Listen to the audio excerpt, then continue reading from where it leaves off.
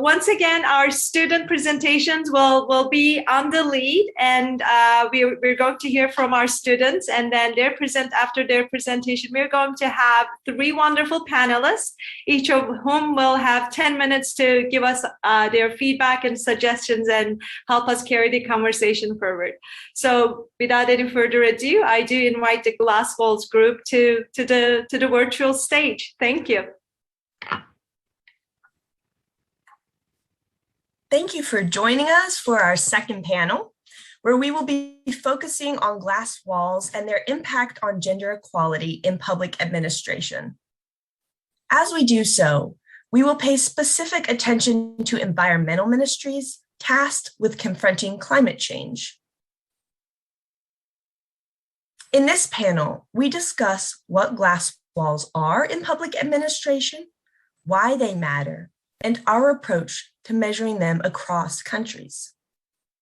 Next, we profile key research findings from the Global Report, noting both expected patterns as well as some surprising ones. We then pivot to environmental ministries, which are tasked with policies designed to combat climate change and look for women's participation and representation in decision-making positions. We conclude this session by summarizing key challenges and opportunities going forward. Glass walls are invisible, artificial barriers that keep men and women separated into different sectors, departments, and occupations. Glass walls often confine women to positions deemed appropriate for them within the public sector. These positions, which are typically in feminized sectors or traditionally feminine professions, are also often less prestigious. So, why do glass walls matter? There are 5 sets of reasons why glass walls in public administration are important. First, working in combination with glass ceilings, glass walls limit women's career advancement. Second, because many sectors with higher rates of women employees offer lower salaries, glass walls also contribute to gender pay gaps. Third, glass walls contribute to the exclusion of women from some policy areas and government functions, which leads to their interest being underrepresented in policy. Women's influence may be limited, especially on efforts to tackle complex policy challenges, such as climate change, which require multi-sectoral interventions. Fourth, we also know that a public service is most effective when it resembles the population it serves. Fifth, and finally, research also shows that glass walls slow sectoral growth as well as overall economic development. Our dataset, GenPACS, includes statistics by both policy area and government function for women and men at both participation and decision-making levels. Countries design and aggregate their ministry portfolios in various ways. In order to measure glass walls, we first standardize ministries across countries by coding them into 20 different policy areas. Here, we followed research on gender inequalities in cabinets.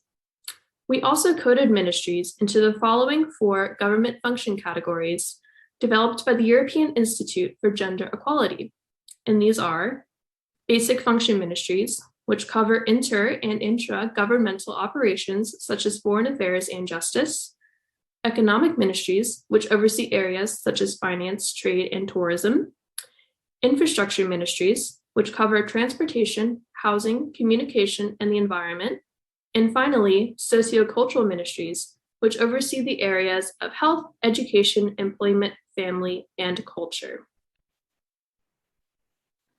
This figure presents women's share of public administration positions across 20 policy areas. The policy areas with the most women employees are not surprising. These include ministries such as women's issues, health, and education, all traditionally feminized policy areas. On average, ministries in these 3 policy areas have reached gender parity. However, not all policy areas rank where we had expected. A surprising but welcome finding is that women are fairly well represented in the traditionally masculine domains of finance and defense. Women hold, on average, 41% of positions in finance ministries and 36% of positions in defense ministries. Another unexpected but worrisome finding is women's underrepresentation in environmental ministries, which on average stands at just 33% globally. We will explore this pattern shortly. Looking specifically at defense, we see here evidence of growth in women's participation over time. As shown by the yellow line in the graph, women's share of positions in defense ministries increased by nearly 10% between 2010 and 2020. This figure pivots from women's participation overall to decision-making positions and from the 20 policy areas to the 4 government functions. The 4 rings from left to right are 1. Basic functions, 2. Economic functions, 3. Infrastructure, and 4. Sociocultural. Looking across all 4 rings, we find that, on average, women are most highly represented in decision-making positions in sociocultural ministries. In such ministries, women average 43% of positions. Interestingly, women's representation is second highest in economic ministries at 36%, followed by basic function ministries at 34%, and infrastructure ministries at 33%. While we expected to find women to be well represented in sociocultural ministries, it was surprising to find that women hold more than 3/5 of decision-making positions in economic ministries, an area typically typed as masculine. As you will recall from the previous slide, this parallels what we found for overall employment, where women were well represented in finance ministries. Next, we turn to environmental ministries. We pay particular attention to environmental ministries for several reasons. First, we know that gender and climate change are inextricably linked. This is at the heart of the Sustainable Development Agenda, which sees advancing gender equality as crucial to combating climate change. Second, climate change and its associated environmental degradation disproportionately impacts women and girls. In many regions, women are the key providers of food, water, and energy, but they are not provided with the resources to adapt to a changing environment. This creates a situation where women are more exposed to the effects of climate change, but less able to cope with these changes. Environmental ministries are one key institution tasked with designing and implementing policies that combat climate change and its effects.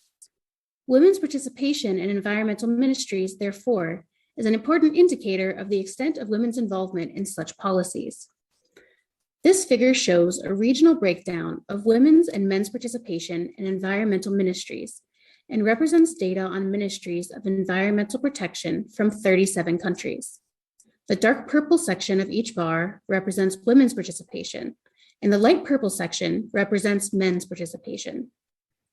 Women's participation approaches parity in only one region, Europe and North America, where women average 47% of the workforce.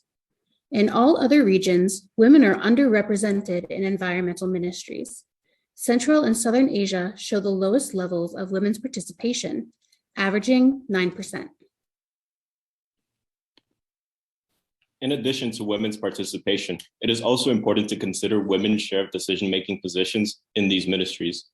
With data available from only 11 countries and territories, we can still see that overall, women are starkly underrepresented both in ministries overall and in decision-making positions.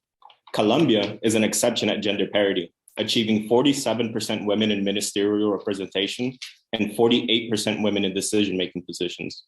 On the other hand, Pakistan and Afghanistan have the lowest share of women overall and in decision-making, with just 5 to 7% women. Moreover, with what data we have, we see little evidence of improvement over time in most countries. For example, in Bangladesh, women's share of decision-making positions in the Ministry of Environment and Forest was 7% in 2013 and remained at the same level in 2017. Our study of glass walls and our specific exploration of environmental ministries demonstrates the importance of governments collecting and disseminating gender disaggregated data at the ministry level. Once identified with high quality data, gender gaps can be addressed by targeted efforts. One best practice example comes from Iraq. The Ministry of Health and Environment and the UNDP launched a platform, Women for Safe and Green Iraq, to give a greater voice to women in environmental policy. Such sector-specific women's professional development can begin the much-needed process of addressing persistent gender inequalities in public institutions, especially those tasked with climate change. Thank you for listening, and we welcome your questions. Thank you very much for our wonderful students for presenting their research on our research on glass walls. So now I turn to our panelists. I will very briefly introduce them because of time, and I really encourage you to please check the agenda and the bios for all of their accomplishments. But I must say that this panel indeed is very close to the heart and the spirit of the Gepa project from a very long time. Our first panelist is Dr. Carolina Grün, an associate professor at the Crown Prince Frederik Center for Public Leadership at the Department of Political Science in the wonderful city of Aarhus in Denmark. And she is a long-term collaborator. We're so happy that she's able to join us today. And she will be joined by Andrea Casadea Aguilar, a UNDP Gender Sustainable Development and Environmental Specialist. Andrea is based in Costa Rica. She's one of the leading gender and environmental experts in Latin America. As you have heard all of us applauding her, we also would like to claim a little bit of her fame as an alumnus of the University of Pittsburgh. So we are delighted that she's visiting us virtually. Last but not least, Pelle Lütgen is currently a consultant with the governance and peace building at the UNDP. He has an ever-growing list of expertise on rights-based governance, peace building, social innovation, cross-sector partnership. He's also joining us from another wonderful city in Copenhagen in Denmark. He has been with our project since its inception. So we're really delighted to hear all three panelists' comments. And you will each have 10 minutes, and we'll look forward to hearing your thoughts. Maybe we go in the order that I have introduced you, if you don't mind. Carolina, if you could start us off, please. Well, thank you very much, and thank you so much for having me. I'm actually in a wonderful Copenhagen as well, and if there's a bit of noise in the back, it's my husband making dinner for him and our daughter. It's around that time in Denmark, but I'm really happy to be here, and I really want to use this opportunity to thank you for your invitation. And congratulate you on all of the hard work which is reflected in this report, as well as in these excellent presentations that we've witnessed so far. I'm truly impressed. I think you've done such an amazing job. I was in the picture you showed before, and already then you were doing great things, but really I'm just very impressed by all the work you've done. And I know how many hours and how many students have helped you to achieve this, and I think that's truly a great accomplishment. I think to continue the work to promote women's rights and promote equal opportunities within our public administration, we need to know what the figures look like. I think that is a very strong motivating force to continue a work towards greater equality in public administration. So I guess you didn't invite me only to congratulate you on your work. So I want to provide a few remarks to your work, maybe a few suggestions on what should be in the next report you will do. And I think some of the things that I will say have already been touched upon in the first session. There were also really nice remarks made there. And I think maybe one suggestion to you could be to consider how to explore the mechanisms which sort of causes this gender inequality. And I think we've already touched upon the question of culture and the question of stereotypes, but I think maybe we need to also approach this from some different angles. And one angle I was thinking about when I looked at your report and I heard the presentation earlier on is the question of what competences are actually privileged within a given public administration. And this, of course, brings the previous presentation and this presentation together. So basically considering what kind of competences enable you to enter into the public sector, what causes you to climb the hierarchy and become the senior executive. And I think, of course, there is sort of a material side to this when we look at glass walls. So if you are trained as a nurse, you have a specific training which may translate less well to other areas compared to someone with a, say, more generalist training in political administration or finance. So, of course, I mean, you have certain skills with you from your educational background, but when in the Danish case, a head nurse will have received very substantial general leadership training. She will often have experience in managing 50 other nurses and therapists, so people with different professional backgrounds, in a hospital ward with $1 million budget. But still, there is a risk that her managerial pedigree is less recognized than someone with far less experience because their career started in a different sector. They have a different educational background, and to sort of consider what kind of competences are privileged, how do we perceive what constitute managerial competences, is a way of also considering, what are the structural mechanisms that affect the chances for women to rise up in public administration, but also limits the potential of mobility between sectors enforcing these glass walls. So in order to move beyond these glass walls, we also need to consider that actually quite a lot of women take on some of the, at least as an expert in public management, I would consider some of the most difficult managerial jobs we have in the public sector, jobs with small budgets that needs to cover a lot of things they need to do, large spans of control, surrounded by conflicts and pressures from citizens, professions, and politicians, and to understand that these people also have some very important managerial competences and experiences, and consider how we leverage this into other types of managerial positions in other parts of the public sector. I think that is a really important challenge. And a really important thing to consider when we want to understand the mechanisms behind gender inequality. I also think this raises and strongly relates to the question of mobility. So, basically, glass walls indicate that women have difficulties moving between sectors. You show that they are unequally represented, but we also know from other studies that men tend to be more mobile than women for a lot of reasons, some of them relating to women's caretaker responsibilities.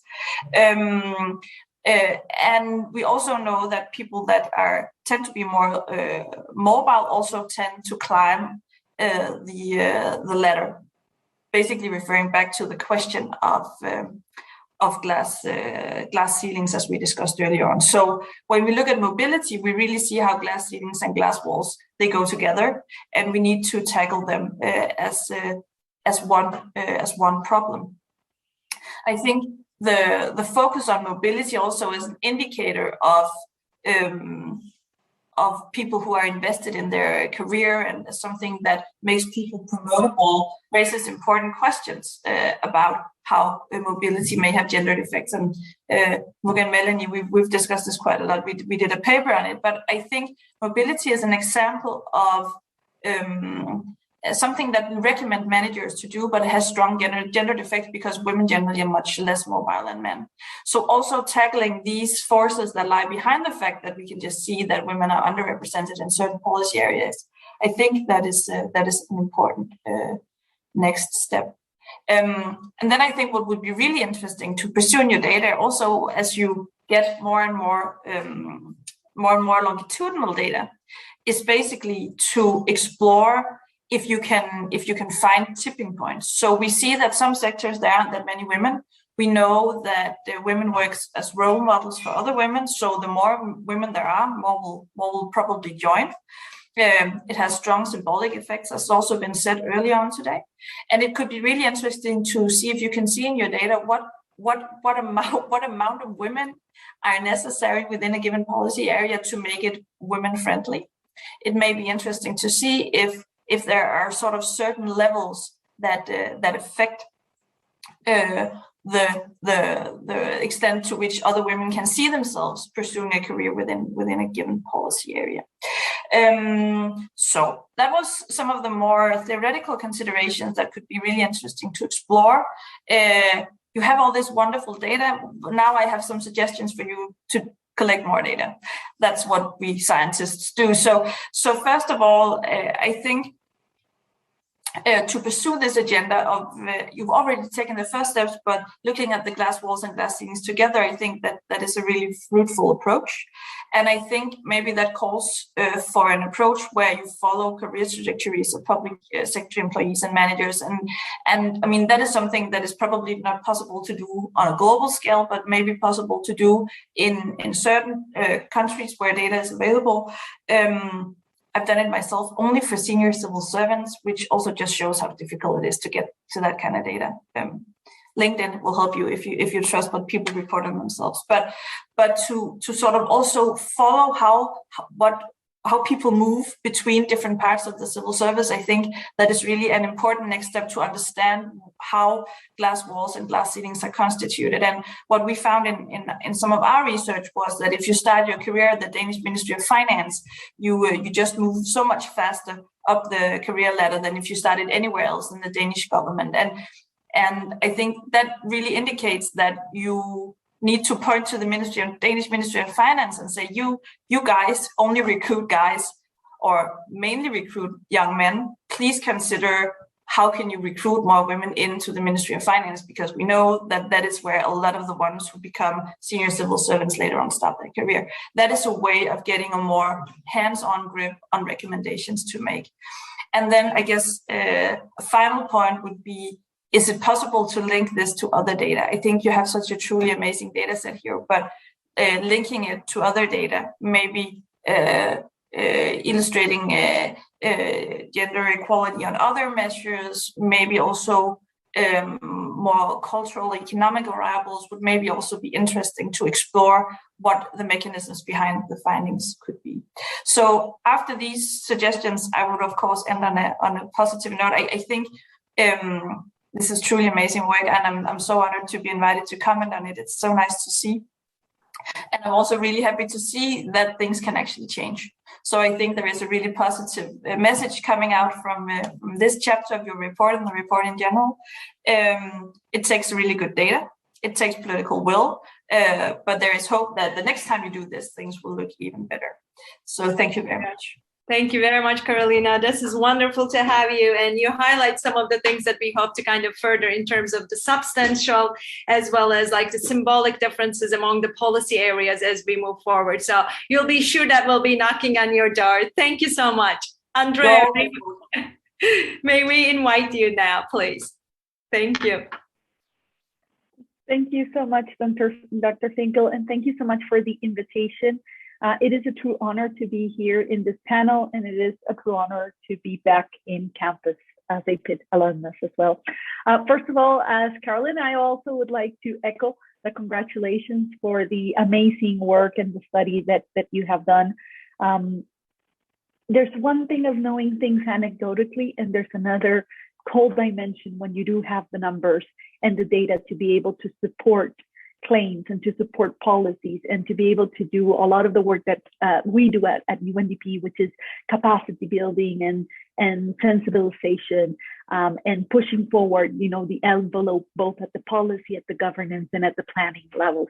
So having this data gives us the tool, to really push forward that envelope. And I would like to particularly congratulate the students, not only those that have presented today, but those that were involved, of course, in this research. You are truly behind the scenes, as many of us have been in the past as well, really with your work, making gender equality a reality and contributing one Excel sheet at a time to that reality as well. In terms of the paper, I think that it is it's very interesting because the data that you're showing, I think it is the tip of the iceberg. And we do have a international normative framework that has been pushing for the increase of participation of women in the environmental sectors, all the way from Rio, Agenda 21 with Chapter 24, Beijing afterwards in 1995, and even recently, the latest Glasgow Agreement particularly says that it encourages all countries to increase the full, meaningful, and equal participation of women in climate change. So what does that mean? And I think that the data that is being presented in the study gives us a initial ballpark of what does this mean. But I do think that we need to take a step further. I think that we need to start understanding, where are women? How are they participating? What is their contribution to different levels, not only at the ministerial level, but also, at the international level. And there has been some data that has been recorded by the UNFCCC. For example, this is the Convention for Climate Change that is showing that 40% of all delegates now are women. However, we see them only being 27% of all of those being in as a head of delegations, which is a big gap, and still one of those glass walls that we are talking in the report. But then when we look at the national level and when we go down, we see that there's different levels as well. It's not only ministerial positions, you have all of these technical positions, you have people in different sectors as well.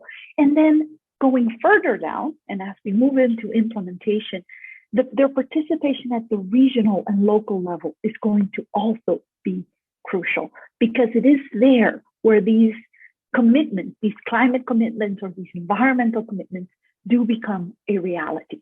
And so what happens is you could have a fantastic policy, a gender responsive policy, environmental policy, but what happens when you do have, for example, a water management committee that only allows people that have land tenure rights to be part of those decisions. So then that's where we need to start understanding all of these levels and all of the barriers associated as well with these levels in order for us to start breaking it. Because as Carolina was saying, we need to see and follow the career path of the technical experts and how they get to these kind of higher level managerial positions. I would say the same thing. I think we need to follow through people with different characteristics as well, because as we know, intersectionality plays a huge role. It's not the same thing to be an urban middle-aged woman than being an indigenous young woman in a rural area, for example. So that's where we need to start as well, kind of looking at this multidimensionality and this intersectionality a little bit more careful, because that's what's going to give us perhaps the clues on how we can then overcome these barriers sometimes. And I think that then also the next step is of understanding where are women is really having new stats and thinking them, as I said, at the decision maker level, at the technician, but also at the beneficiary level. Who is being involved in the actions in the program and who can't as well. As I said, climate change is pushing us to this multidimensional approach, I would have to say. And looking at the data from the different sectors, I was surprised because of course I was expecting the finance ministry to have the least percentage. But that was really encouraging because, again, as we're thinking of how climate agendas are being implemented in country or environmental agendas, we see that they're not restricted only to environmental ministries. And we start seeing that you do have people in key ministries, the finance, even in defense, even as well in the social ministries that are somehow involved in the climate agenda. So I think it calls for more of this sectoral approach to understand, again, who makes the decisions with regards to climate change and our environmental, of course, crisis that we are experiencing. And not to forget disaster risk management, because that's one of the usually least seen sectors within the environmental sector, I have to say. And particularly disaster risk management is going to become more relevant as we start seeing the impacts of climate change and as the temperature rises. These, structures, these institutions that are related to responses to emergencies are going to be more prevalent. And I am almost sure that there's where we're going to see a huge, huge, huge gender gap.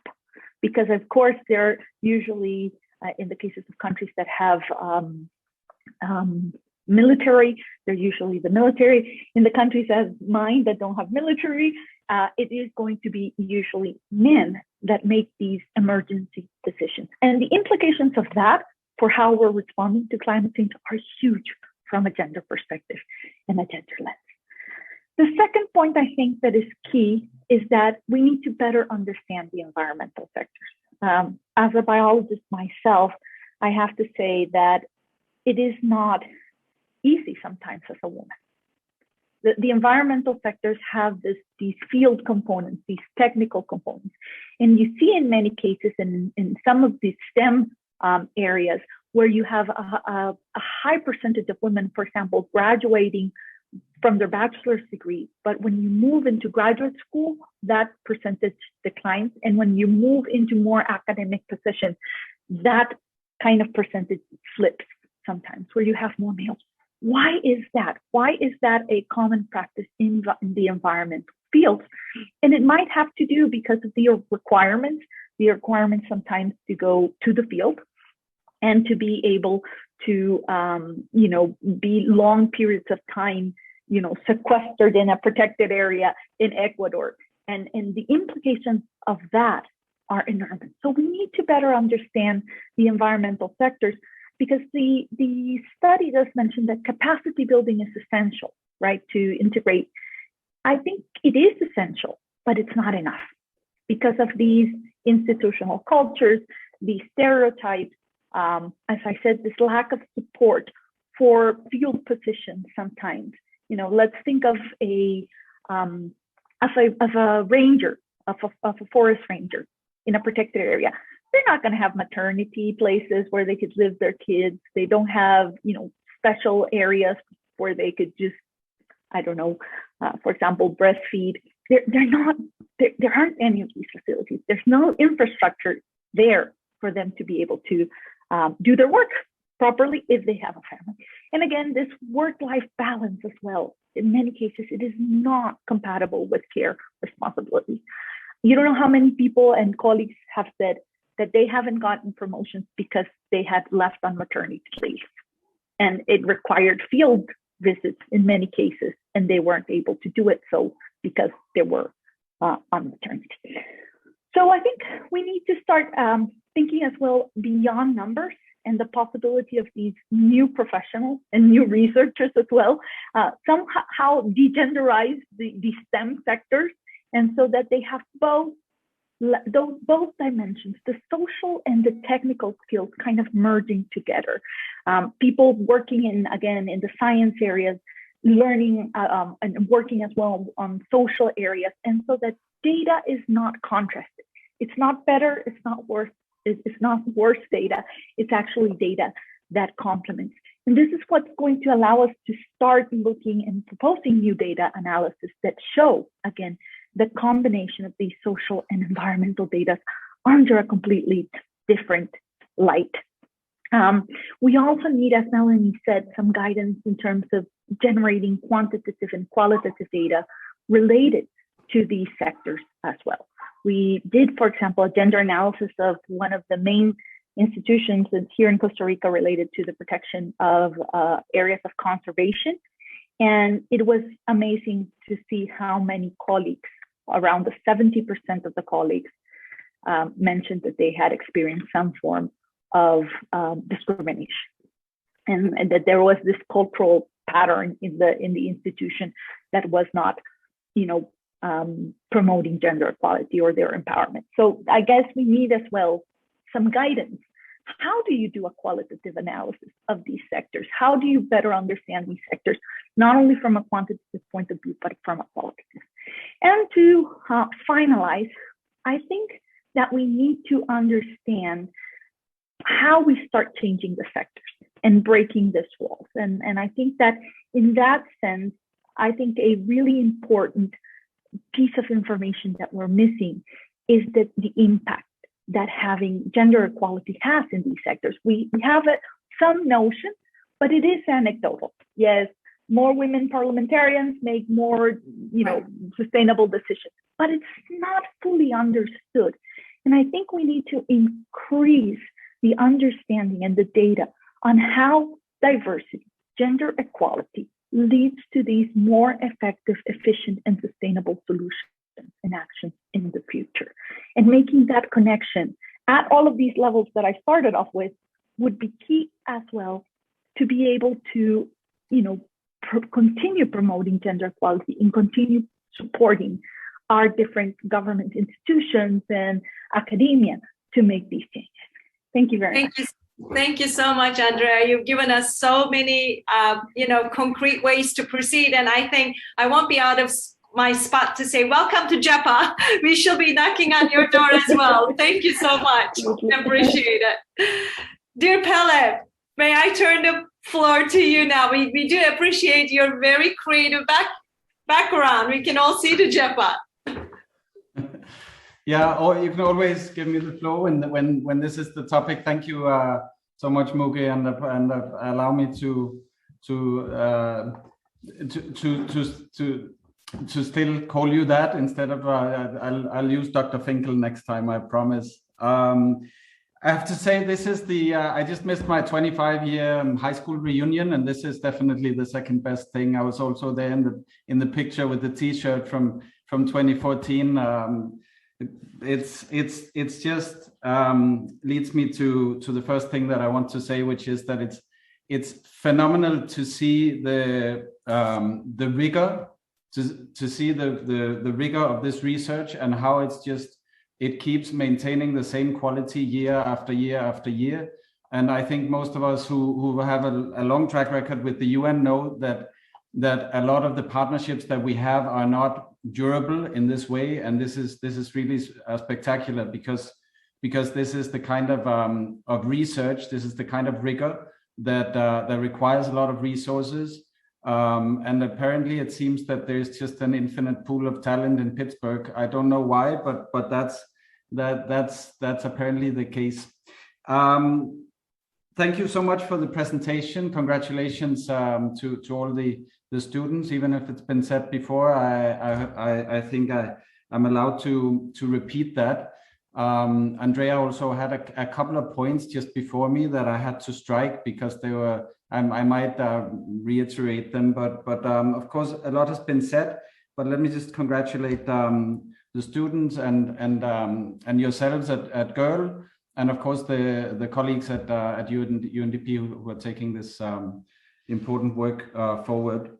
Let me just dwell at the rigor of the research a little bit longer before I get into a few substantive points.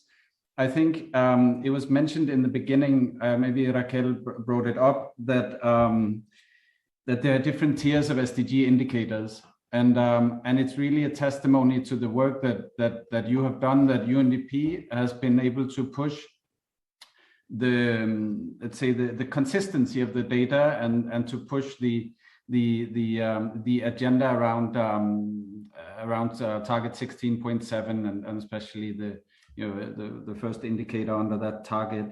It's phenomenal to see. At the same time, I have to say that it's been a real journey from beginning to count the numbers, that we know it's important to shed light on the issues, but then to go towards the why. Why do the numbers look like they do? What's behind it? Why the discrepancies? Why the imbalances? Why the inequalities?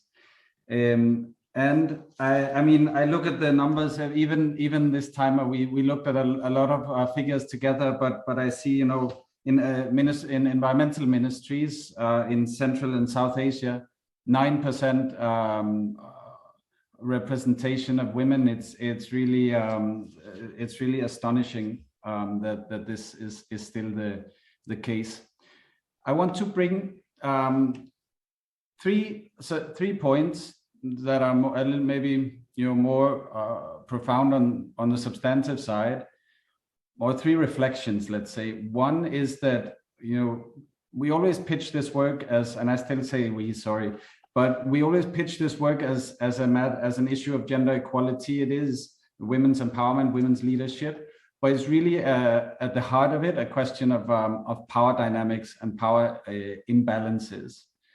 The second point I want to make is that what we're beginning to do, and where I see that increasingly the Gepa or the research that you're doing, where it's heading is towards more of an analysis of systems.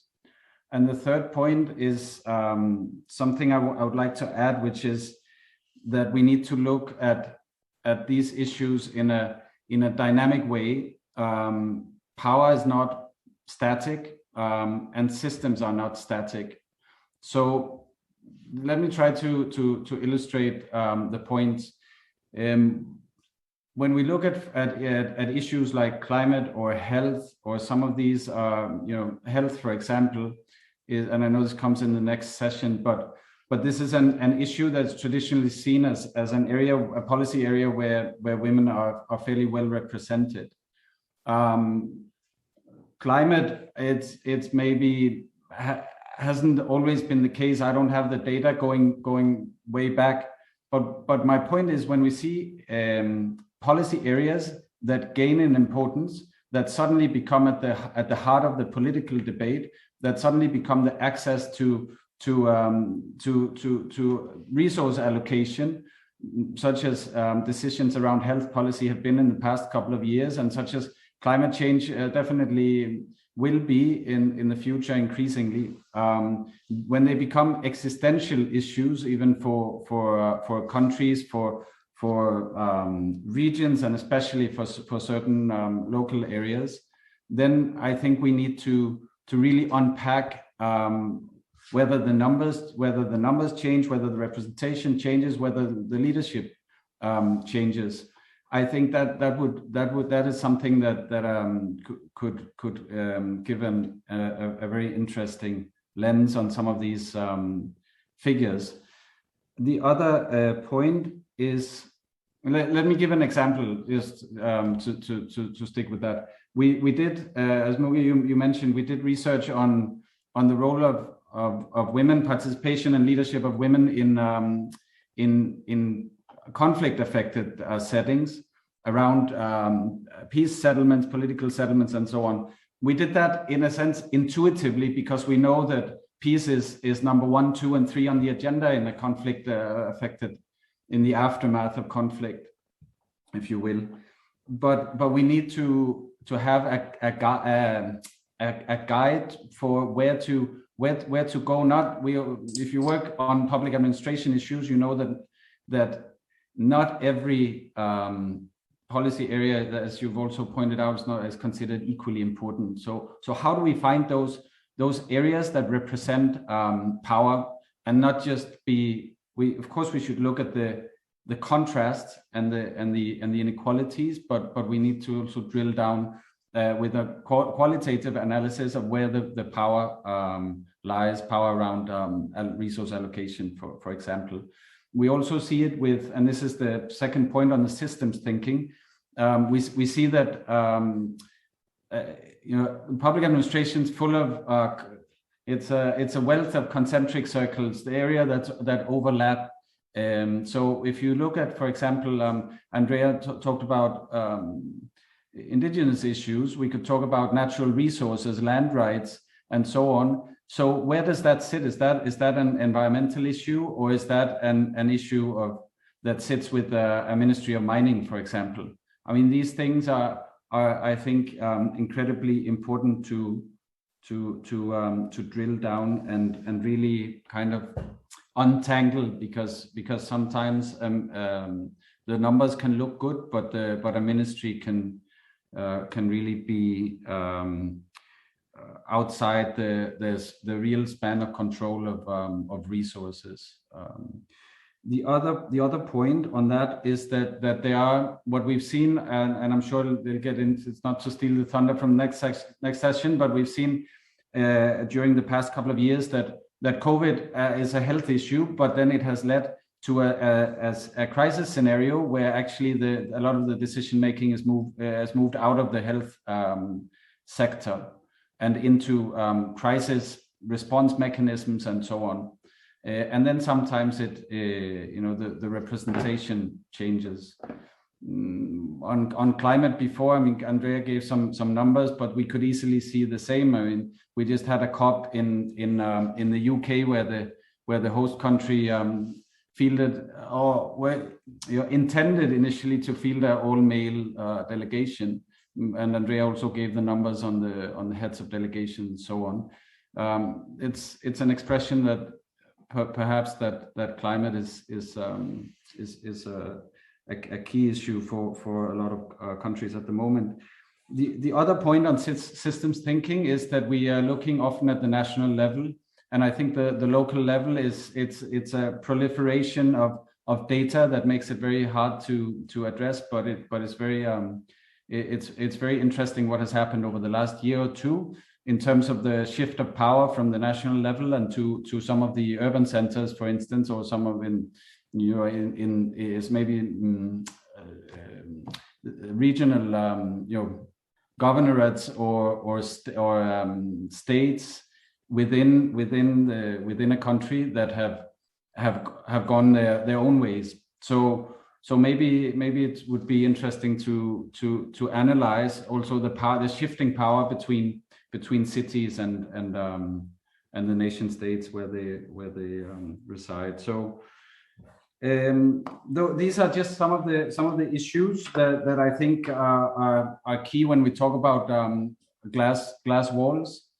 I noticed that a lot of the data when we talk about environmental decision making, especially there's data coming also from from IUCN or others that are more whose point of departure is more on the substantive side. They're substance experts around the environment, but they're starting to pick up on the importance, the catalytic effect it has, whether there is an equal representation, especially in leadership positions within their domain. Some of the city networks as well are interesting to follow at the moment, with some of the real movers and shakers of the big urban areas, and how the decision making, how there's a focus on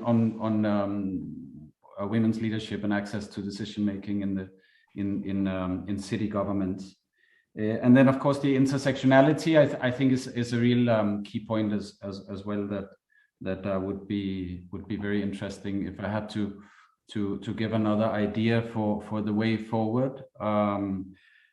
Looking at glass walls, as I said before, prime example would be